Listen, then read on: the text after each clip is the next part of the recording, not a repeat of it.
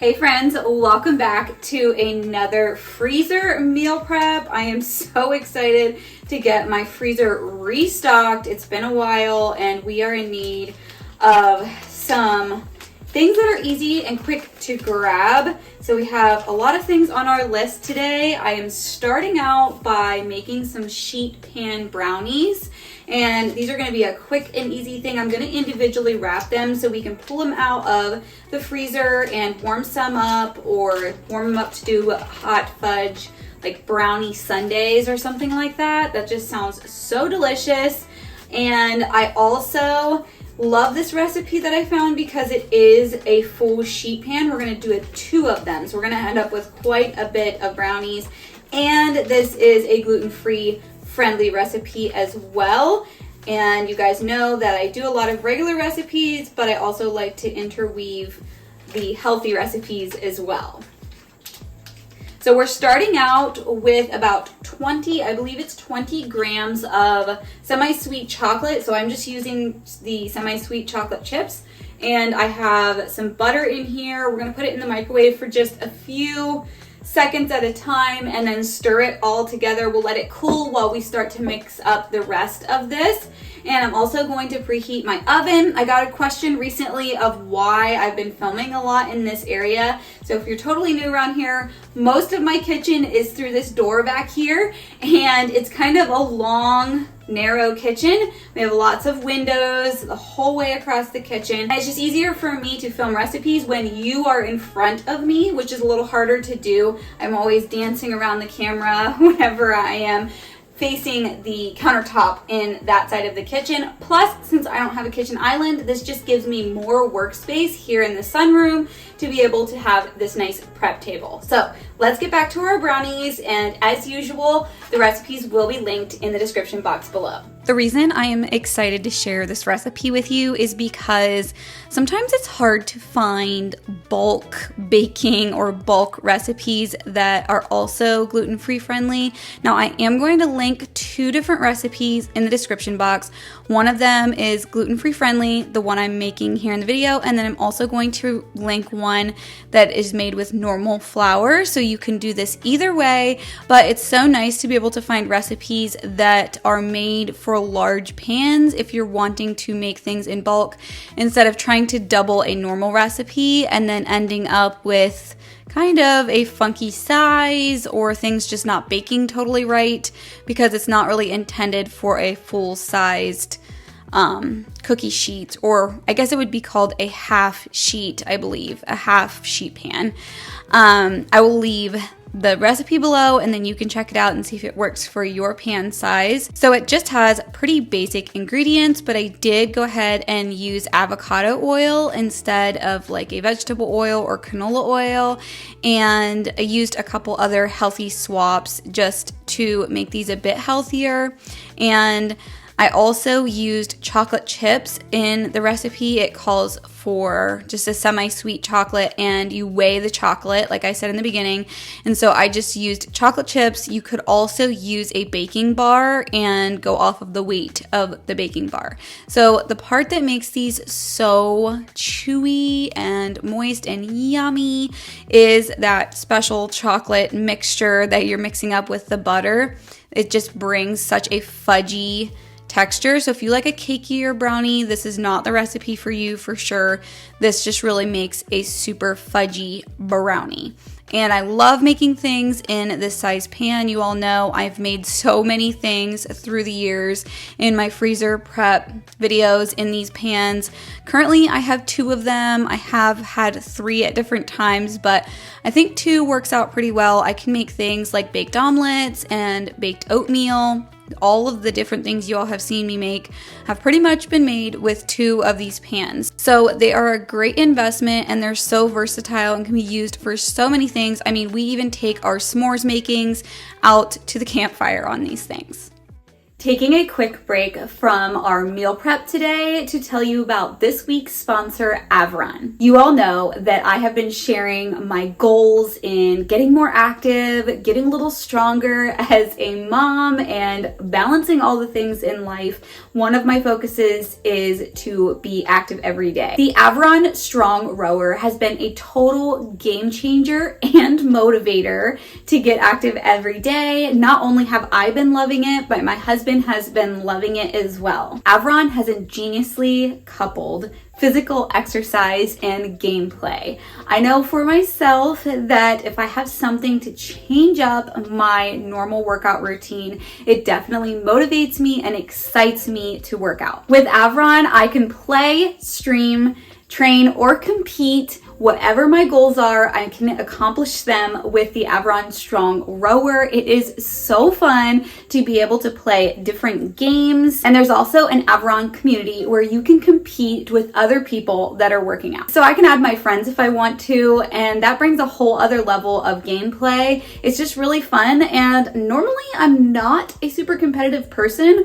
but when you're racing against someone in a physical activity, it definitely motivates you to go a little bit harder and a little bit stronger. Not only was the Strong Rower easy to put together whenever it arrived, but it's also so compact. It is 7 feet and you can stand it upright, so I can store it anywhere and it doesn't take up a bunch of space in my home. Not only can you accomplish low impact, full body workouts, but you also have 100 pounds of resistance to work with. Another component is the amazing cloud seat. It just helps you with form, which is really important whenever you're rowing. And honestly, that was the first comment that my husband made whenever he first sat on the rower, was how great the seat was, and it just keeps you comfortable during your workout. I really love the scenic rides, and the air resistance system gives you a smooth on the water feel. You will literally never ever get bored with this rower because not only are there fun, interactive, competitive games,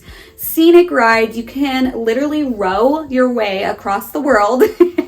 But there's also apps available to be able to watch my favorite medias. I can just log into my accounts and watch what I normally watch if I want to do that while I'm working out. Right now, Adaline has the best prices of the year, and you can get an additional $50 off if you use my code Adaline50. You can check all of that out in the description box below. If you are looking for a fun way to change up your workouts, try something completely new, check out Adaline. I also wanted to note that I did mix these two pans up separately. One of them, the batter was a lot more loose, and the other pan, the batter was more thick. I'm not entirely sure why, other than I think maybe with the first batch that was a little thicker, the chocolate seized up on me. I'm not sure. Maybe if you guys are pro bakers, somebody in the comments can let me know why they think that happened, but everything else was exactly the same in the way I mixed them up, and they actually did bake up almost exactly the same as well. So I'm not entirely sure why the batter looked different, but in the end, it made for some really great brownies.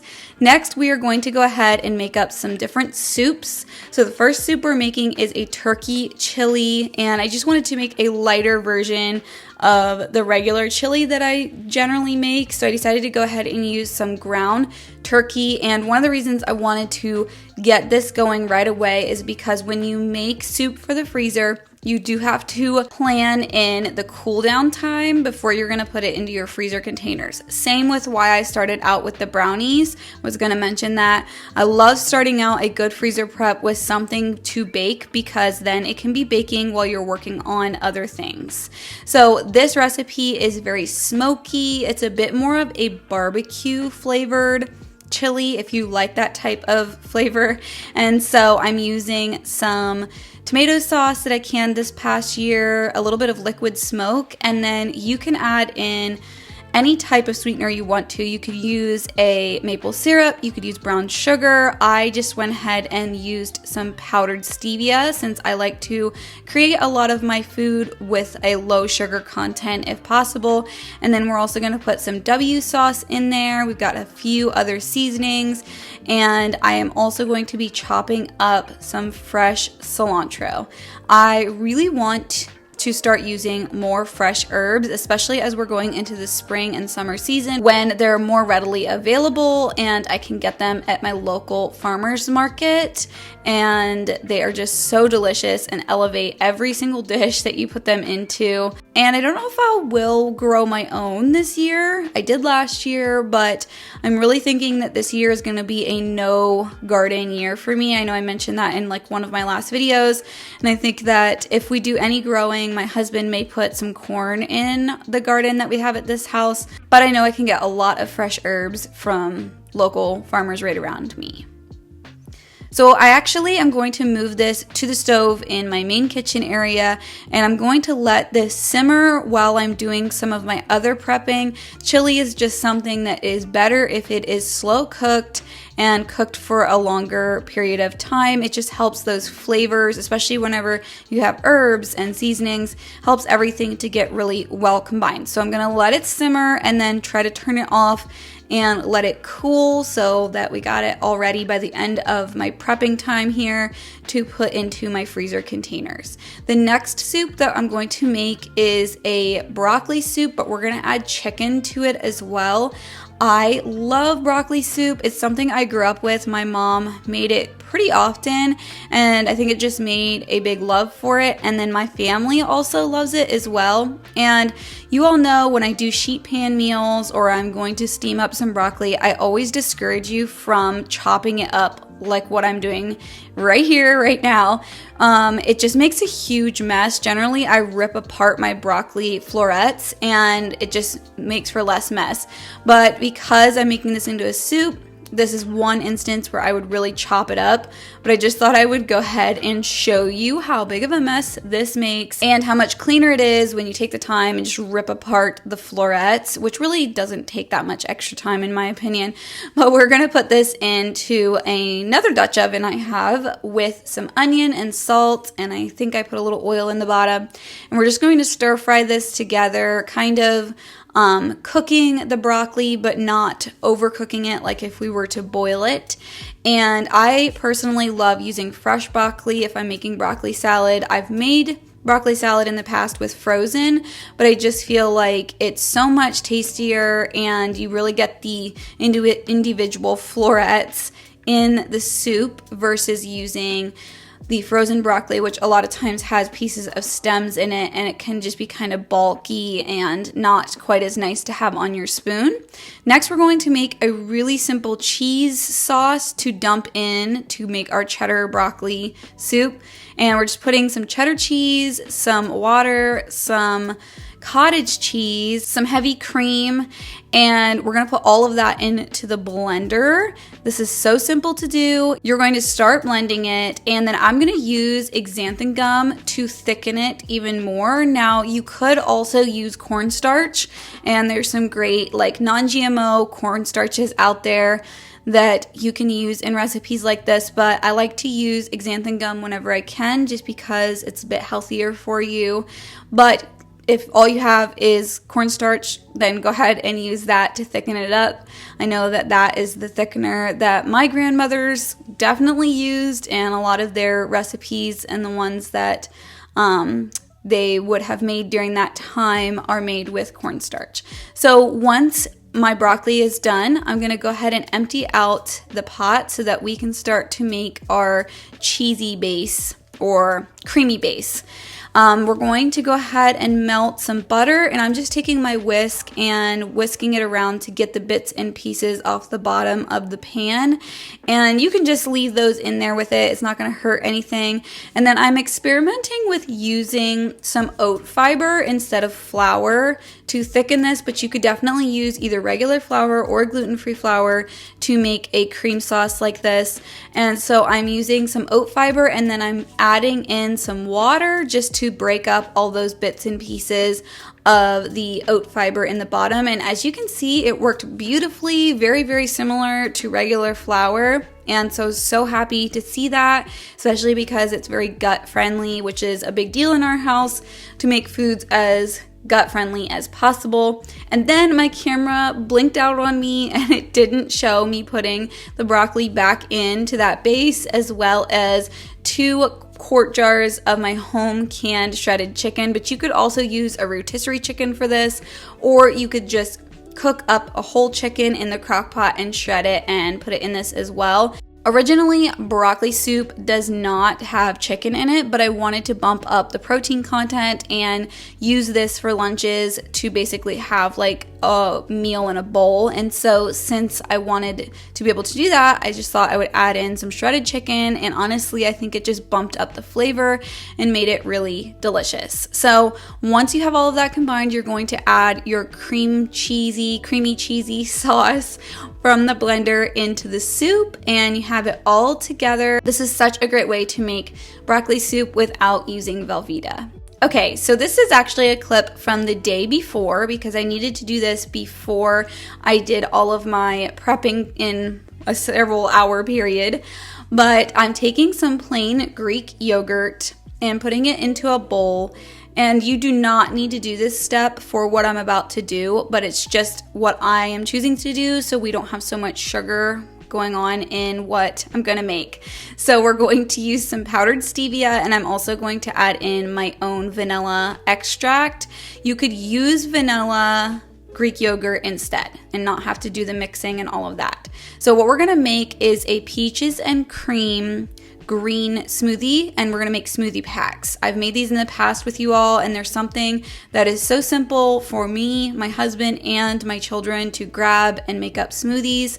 And so to make the cream part and also add some extra protein, I'm just putting that Greek yogurt into some ice cube trays, and then they would be frozen and ready to go whenever I'm doing my meal prep day. So flash forward to our current day, we're gonna pull out some spinach, some frozen peaches, and I'm going to get those Greek yogurt cubes out. And to be honest, when I first pulled these out of the freezer, I was kind of wondering how they were gonna come out.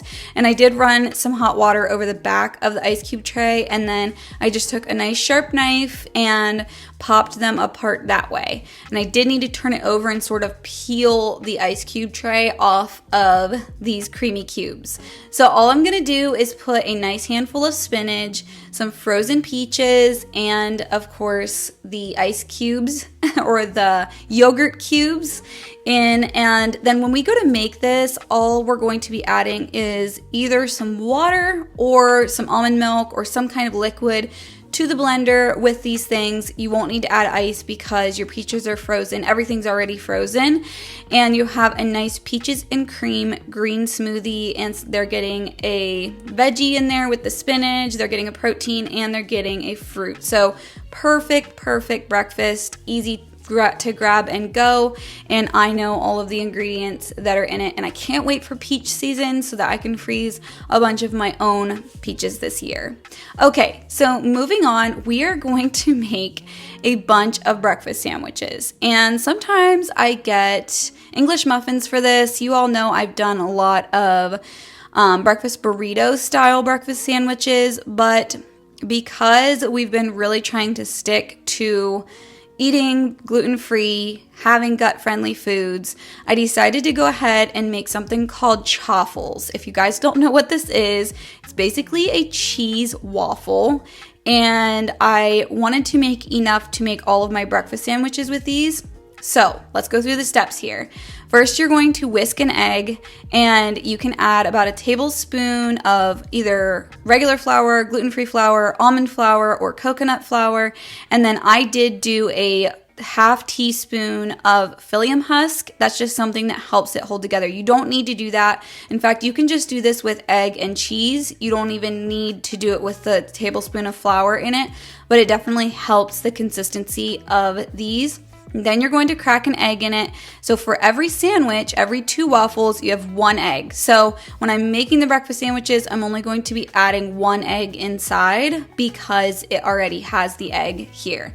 Now I am using a mozzarella cheese, and to give it a bit more of a crunch on the outside, you want to sprinkle some cheese onto the waffle maker and then put your batter filling inside, and then you're going to sprinkle some more on top. So with the egg, with the little bit of flour, you're going to also add in some shredded cheese to that as well. So they're very, very cheesy. So if you're sensitive to cheese, this might not be the route for you to go. But I know that my family is getting a protein-packed breakfast if they're eating these. So we're going to fry up some eggs to go inside the sandwich. I like to put butter in the pan, just tastes so yummy. And we're going to just make sandwiches 1 batch at a time. So I was making about 5 at a time, 5 or 6. And then I'm also adding in these great sausage patties from Costco. They're like very clean, I would say. They're like on the cleaner side, and you can find them at Costco. We really love them. They're very tasty. And then inside the sandwich, I'm going to be doing a slice of cheese as well. So like I said, very cheesy. If you don't like to eat that much cheese, you could just skip the cheese inside of the sandwich. You wouldn't have to have cheese both in the waffles and on the sandwich.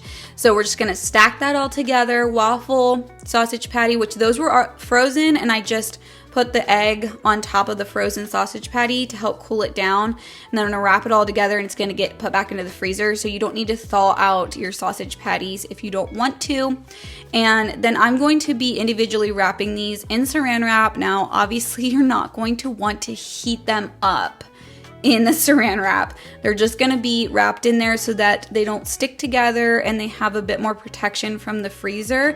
You could, however, wrap these in tin foil if you were going to be putting them in the oven to heat them up. So that's another option. You can heat these up many different ways. Obviously the oven, obviously you could open it up, put each of the individual pieces in a frying pan and heat it up that way. You can heat it in the microwave, but my personal preference is to open it up, lay out the individual pieces of the sandwich, and heat it in the air fryer. It just brings that crunchiness back to the chaffles, and it really toasts your cheese and your sausage in there. So it gives you a really great sandwich.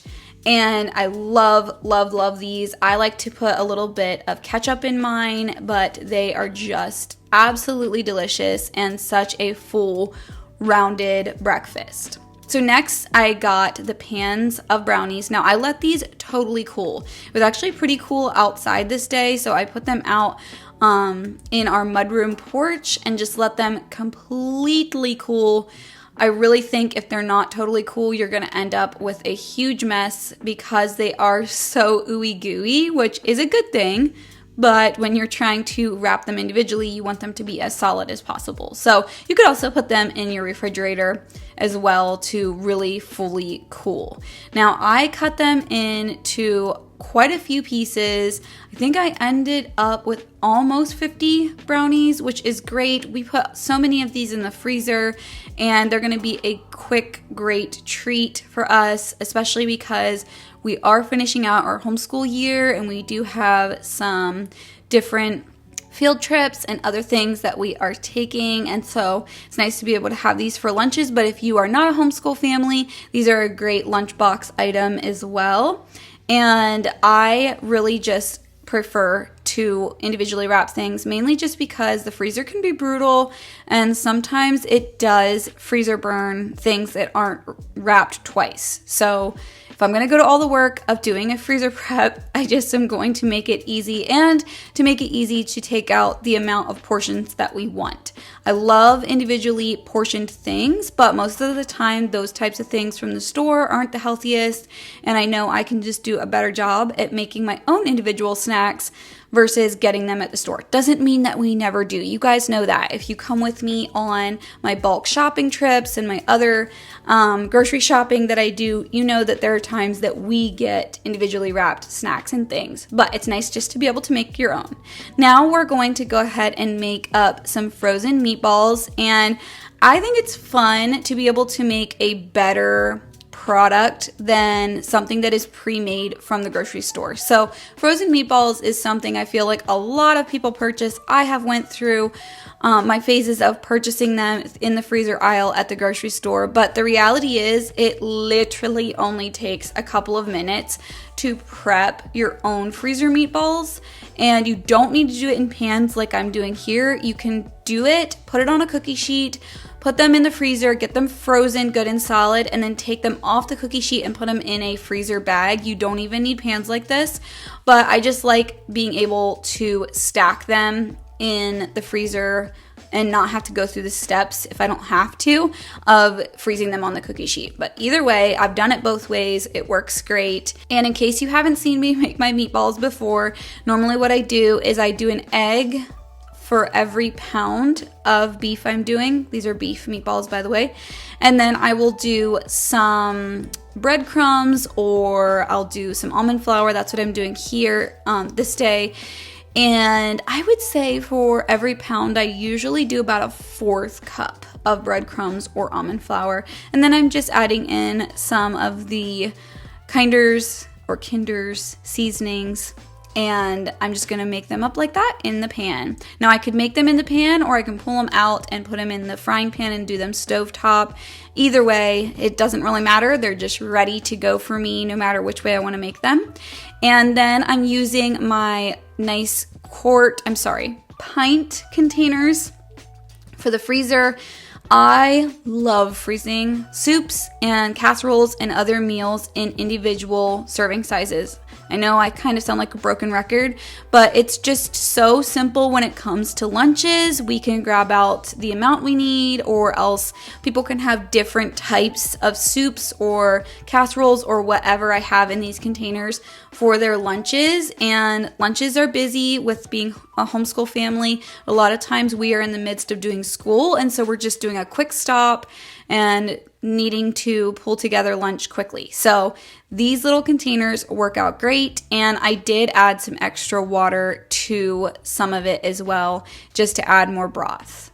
What a successful meal prep, freezer prep we have had. I am so excited to have these things in my freezer to pull out for quick snacks, quick meals, quick breakfast, whenever I need something fast and easy. I wanted to say that whenever I use these pans, and like I said, they will be linked in the description box below. I think they're also in my Amazon storefront. I think they come in packs of 4. I believe I have maybe 8 or 12 of them. And they come with a lid like this. I wouldn't necessarily trust this in the freezer. So you're going to want to put like a press and seal or something like that across your pan first, and then pop the lid on, and then it clicks right on. And these are so nice. They stack so nice. If you're somebody that does a lot of freezer prep, a lot of freezer meals, they're a great investment. They quickly pay themselves off just because of how pricey the tin disposable containers can be, depending on where you get them.